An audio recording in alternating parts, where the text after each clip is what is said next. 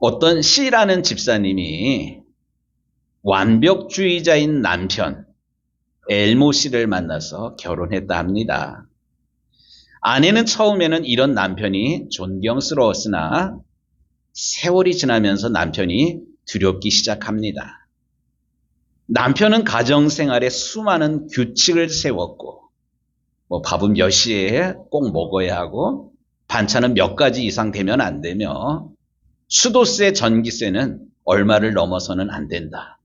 신발은 가지런히 놓아져 있어야 되고 또 밥 먹을 땐 말을 해서도 안 되고 이런 규칙들 있잖아요. 남편은 아내가 규칙을 어길 때마다 엄하게 책망을 했습니다. 아내는 잘 하려고 애쓸수록 더 많은 실수를 했고 점차 자신감과 삶의 의욕을 잃어버렸습니다. 그러던 어느 날 남편이 세상을 떠났습니다. 처음에는 홀로 되었다는 충격을 받았지만 솔직히 자신의 내면에서는 어떤 해방감이 들었다고 합니다. 남편이 죽은 지 몇 년 후에 직장 친구의 소개로 제이라는 남자를 만나 이 집사님은 재혼을 하게 되었습니다. 이 제이라는 사람은 사고로 죽었다가 다시 살아난 사람이었습니다. 이런 경험 탓인지 그는 매사에 이해심과 동정심이 많았고 따뜻한 사람이었습니다. 이 새 남편은 아내가 실수를 해도 정죄하기보다는 위로하고 다시 일어날 수 있는 힘을 실어주었습니다. 그런데 신기하게도 이 새 가정에는 규칙이 없어도 사랑에서 비롯된 따뜻한 질서가 생겨났습니다. 그러자 여인은 잃어버렸던 자신감을 되찾았고 기쁨으로 남편을 섬기게 되었다 합니다. 이 여인의 첫 번째 남편 엘모 씨는 율법, 곧 로우, 법이라는 그런 이름의 약자이고요. 여인 C 집사는 크리스찬, 그리스도인이고요. 새 남편 제이 씨는 누구냐? 지저스, 예수님을 상징합니다.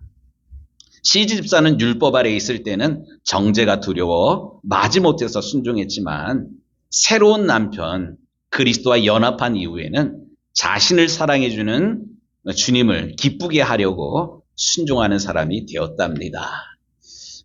재미있는 그런 이야기죠.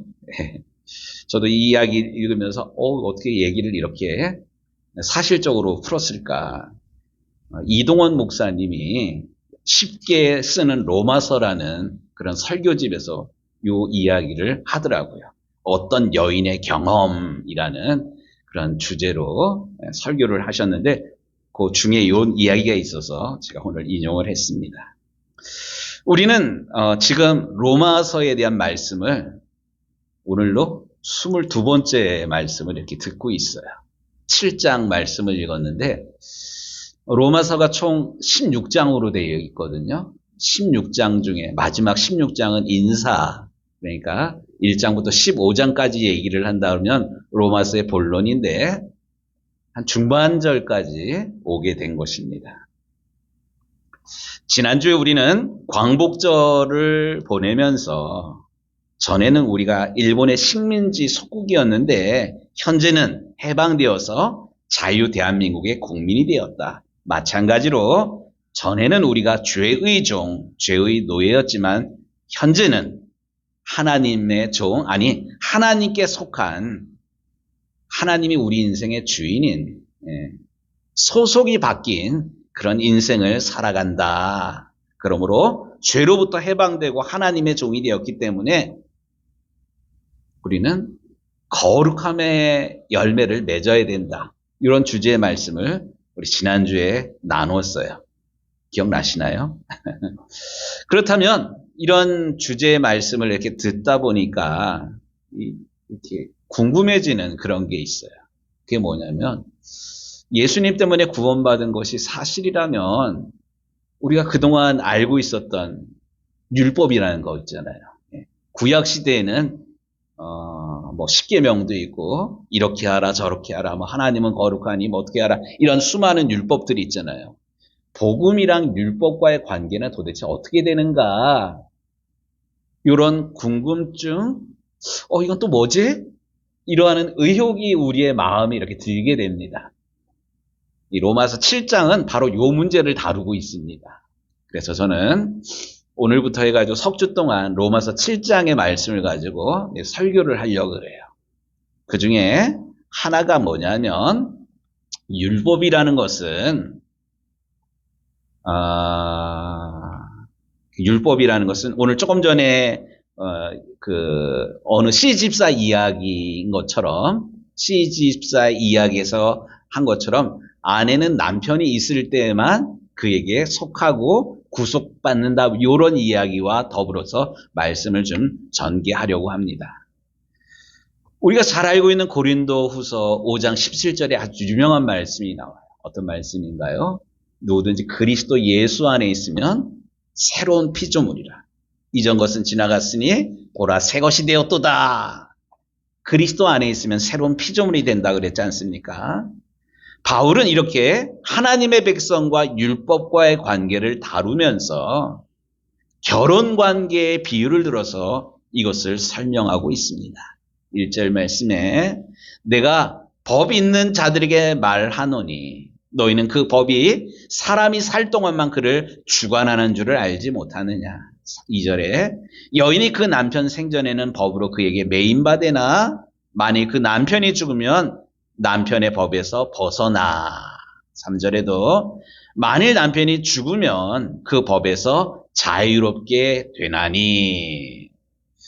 여기서 바울이 결혼 관계를 이야기를 하지만 여기 이야기의 핵심은 결혼 제도는 이렇고 재혼은 옳고 그르다, 이런 옳고 그름을 이야기하려는 것이 절대로 아닙니다. 오늘 바울이 이 결혼 관계에 대한 비유를 이야기하는 핵심은 죽음은 이전의 모든 법적인 관계, 지배 관계를 끊고 있다, 이것을 이야기하고 있습니다. 마찬가지로 우리가 예수 그리스도를 믿는 것은, 우리 지지난주에도 그런 말씀, 또 지난주에도 말씀 그건데, 우리가 믿는다는 게 뭐냐? 그냥 믿습니다, 무조건 믿습니다, 이것이 아니라 예수님이 나를 위해서 죽으셨고 예수님의 죽음이 곧 나의 옛 자아의 죽음이며 예수님께서 부활하신 것처럼 우리도 예수님과 연합한 자가 되어서 결국 하나님의 기쁨이 되는 삶을 살아가는 것. 그래서 알미라, 여기라, 드리라, 이게 우리가 믿는 믿음의 실체, 세 가지 단어라고 말씀을 드렸지 않습니까? 예수님의 죽음은 내 옛 사람, 옛 자아의 죽음입니다. 그리고 그리스도의 부활과 함께 우리는 그리스도와 연합한 자가 됩니다. 그러므로 4절에서 말씀하신 것 같이 그러므로 내 형제들아 너희도 그리스도의 몸으로 말미암아 율법에 대하여 죽임을 당하였으니 이는 다르니 곧 죽은 자 가운데서 살아나신 이에게 갔어. 율법으로 우리가 구원받을 수 없었는데, 율법으로 말미암아 우리가 죄인일 수밖에 없었는데 예수님의 십자가의 죽음과 함께 우리는 다른이 누굽니까? 죽음을 딛고 부활하신 예수님을 만나서 우리가 하나님을 위하여 의의 열매를 맺게 되었다라는 사실. 그러므로 우리가 예수님을 믿는다는 것은 단지 옛것을 조금 고쳐가지고 쓰는 데서 시작하는 것이 아니라 옛 지배관계, 과거에 율법에 얽매여서 율법을 떠나서는 두렵고 떨림으로 살아갈 수밖에 없는 이런 관계에서 완전히 끝나서 예수님과 함께 내가 그리스도와 함께 십자가에 못 박혔나니 예수님의 죽음이 예수님의 죽음으로 끝나는 것이 아니라 곧 나의 옛 자아의 죽음이지 않습니까? 그러므로 옛 지배관계가 십자가와 함께 완전히 끝났음을 받아들이는 데서 믿음이 시작됨을 우리 유정교회 성도들은 분명히 기억해야만 할 것입니다. 할렐루야. 우리 옛사람은 이미 예수님과 함께 죽었어요. 그런데 우리가 죽은 걸로 끝나는 것이 아니라 새로운 관계가 시작이 됩니다. 지난주에 우리가 설교에서 우리가 죄의 종이었지만 이제는 주인이 바뀌었다. 내 인생의 주인이 내가 아니라 죄인된 내가 아니라 죽음을 딛고 부활하신 예수님께서 살아서 나와 함께 하심을 믿는다. 내가 그리스도와 함께 십자가에 못 박혔나니 그런즉 이제는 내가 사는 것이 아니라 내 안에 그리스도께서 사신 것이라 이것을 믿는 거라고 그랬지 않습니까? 이렇게 주인이 바뀐 사람은 지난주 설교의 세 번째 주제가 주인이 바뀌었으니까 거룩한 열매를 맺어야 된다. 이게 지난주 세 번째 주제였습니다.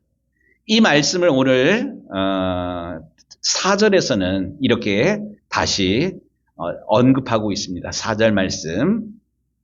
그러므로 내 형제들아 너희도 그리스도의 몸으로 말미암아 율법에 대하여 죽음을 당하였으니 이는 다르니 곧 죽은 자 가운데서 살아나신 이에게 가서 우리가 하나님을 위하여 열매를 맺게 하려 함이라.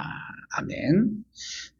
새로워진 걸로 끝나는 것이 아니라 새로워졌으니 하나님이 기뻐하신 열매를 맺어야 된다. 이게 하나님께서 맨 처음에 우리 사람을 지으셨을 때의 창조의 원형을 회복하는 그런 거예요. 맨 처음에 하나님이 사람을 지으셨을 때는 죄가 없었어요. 하나님과 더불어 동행하였고 하나님께 기쁨이 되었고 그 존재 자체가 하나님의 사랑덩이였는데 아담이 하와가 죄를 진 다음에 하나님의 눈을 피했잖아요. 숨어버렸잖아요. 관계가 깨지면 눈을 못 마주쳐요. 눈을 못 마주칠 뿐만 아니라 같이 있는 게 부담스러워요. 그래서 숨게 되고 거짓말을 하고 자꾸 이렇게 덧붙이고 이러는 게 사람과 사람 사이에 죄가 생기면 허물이 생기면 이런 현상들이 나옵니다. 그런데 예수님께서 이 문제를 해결해 주셨습니다. 그렇다면 해결받은 우리는 어떠해야 되는가? 창조의 원형으로 돌아가야 돼요. 하나님의 기쁨이 되는 삶을 살아야 됩니다. 그럼 우리가 지금 읽고 있는 로마서에 계속되는 그 영적인 흐름은 주인이 바뀌었다. 관계가 이제 바뀌었다. 예수님으로 말미암아서. 그러므로 우리도 열매를 맺어야만 한다. 거룩한 열매, 의의 열매. 그런데 여기서 중요한 것은 열매를 억지로 만들어낼 수는 없다라는 사실입니다. 열매를 맺으려면 온전한 관계가 되어야 돼요. 요한복음 15장에 보면 이런 말씀이 나옵니다. 나는 포도나무여 너희는 가지라.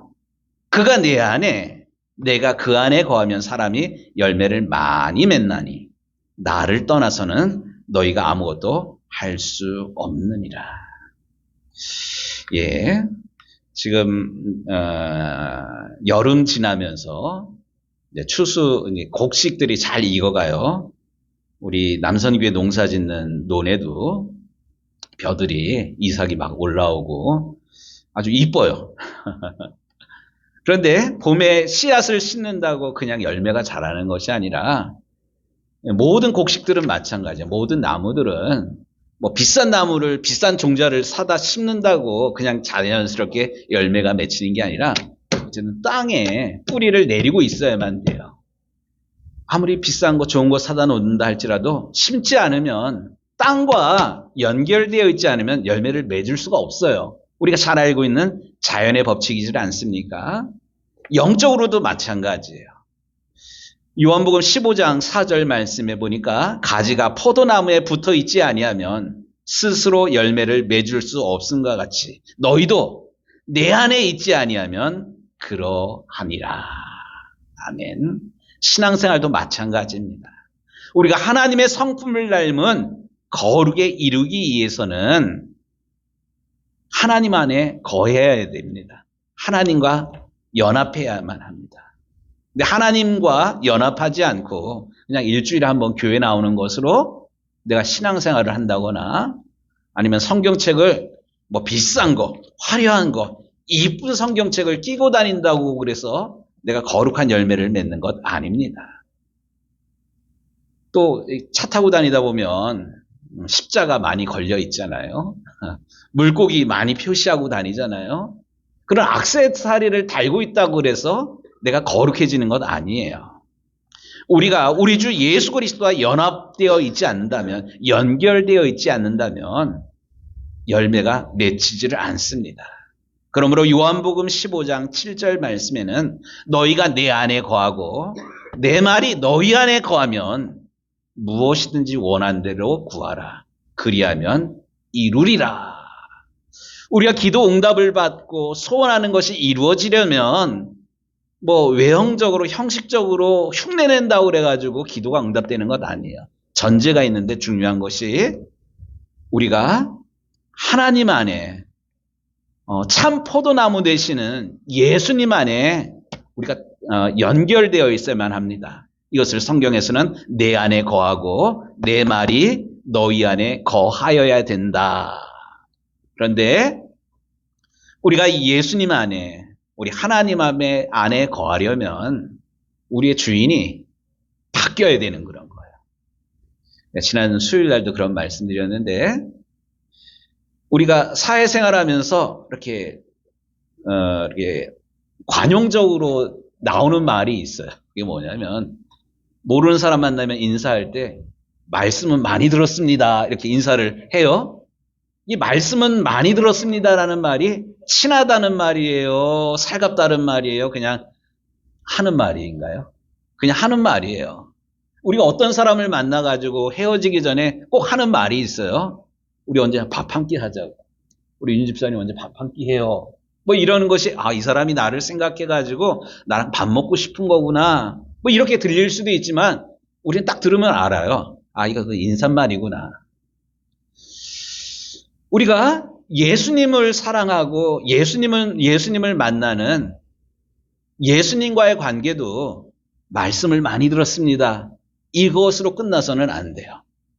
그래서 선한목자교회 유기성 목사님이 그 제자훈련 교재 가운데 이런 말씀을 주셨어요.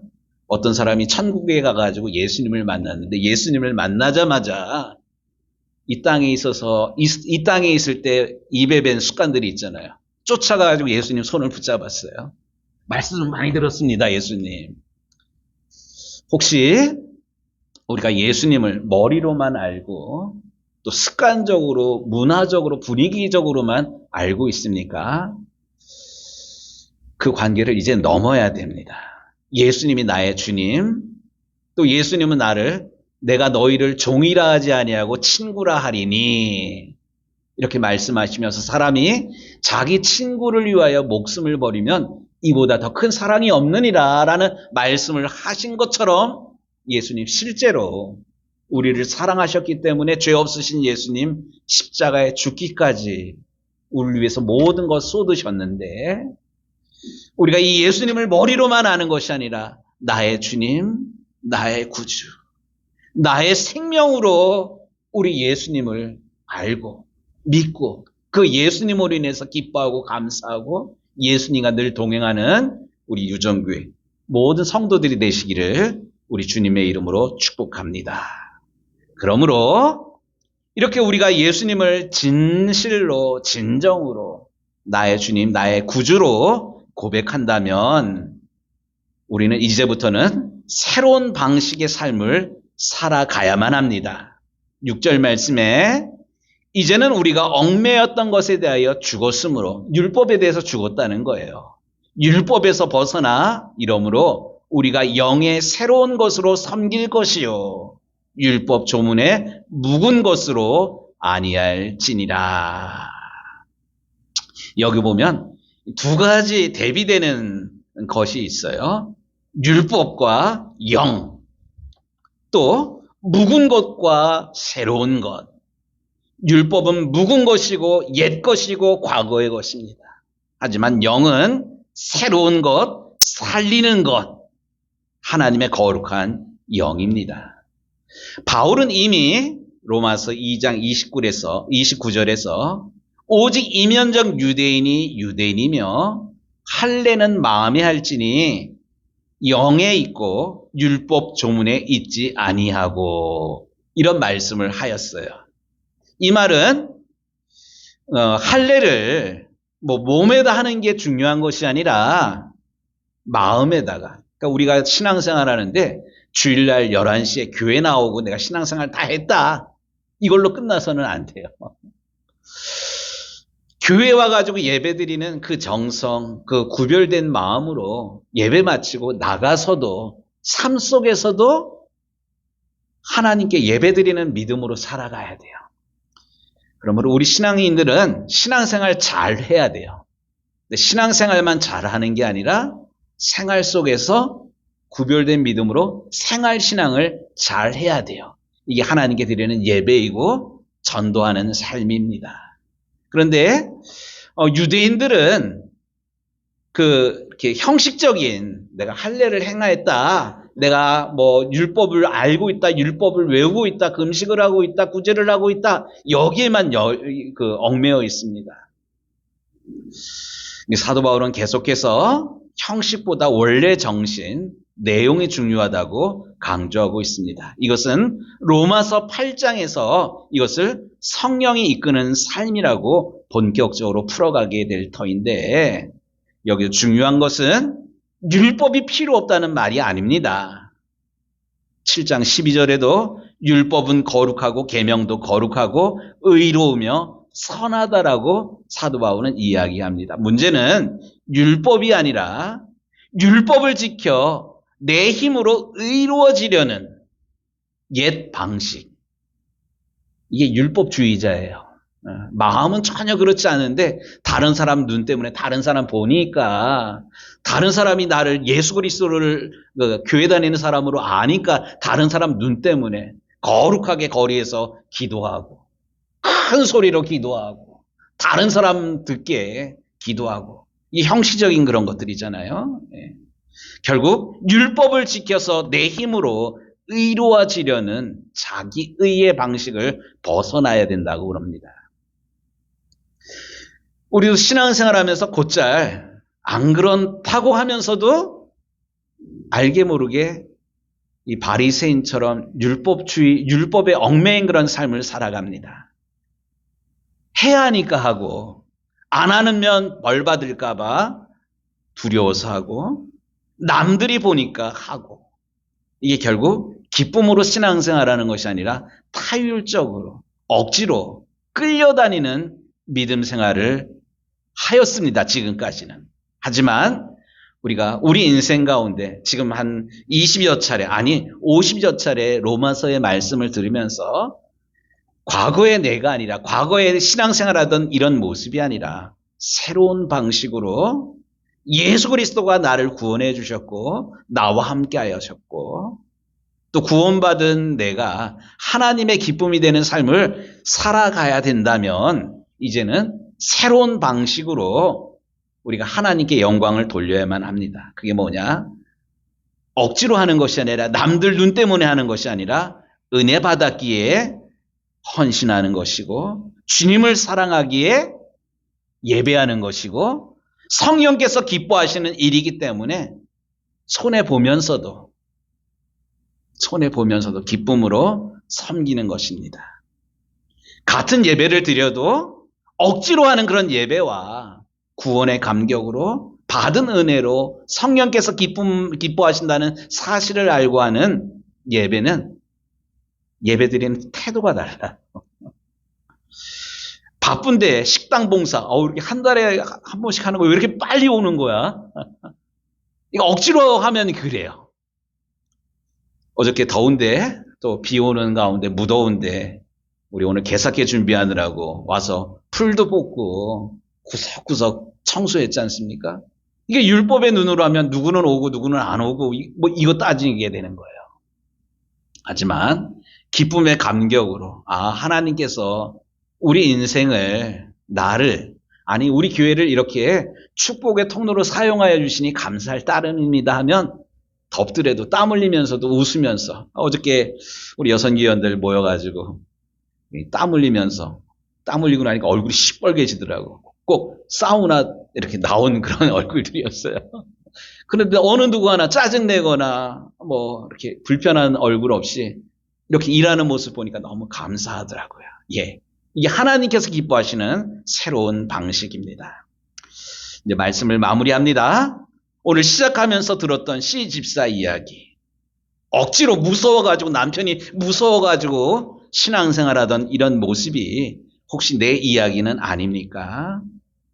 기왕 신앙생활하는 것 억지로 다른 사람 눈 때문에 하는 그런 신앙생활이 아니라 구원의 감격에서 우러나오는 자발적인 섬김, 자발적인 예배, 자발적인 헌신으로 구원의 감격을 하나님께 영광 돌리는 우리 유정교회 모든 성도들이 되시기를 우리 주님의 이름으로 축복합니다. 아멘. 사랑의 하나님, 예수 그리스도와 함께 우리의 옛사람은 죽고 이제는 우리가 그리스도께 속한 새로운 사람으로 구별하여 주시니 참 감사합니다. 우리의 삶 속에 하나님께서 기뻐하시는 거룩한 열매들을 풍성히 열매 맺게 하시고 의무나 형식에 매인 신앙이 아니라 우리 성령님의 도우심 따라 기쁨과 감사로 주님 기뻐하시는 일에 쓰임받는 우리 유정교회 모든 성도들 되게 하여 주옵소서. 우리 주님 예수님의 이름으로 기도드리옵나이다. 아멘.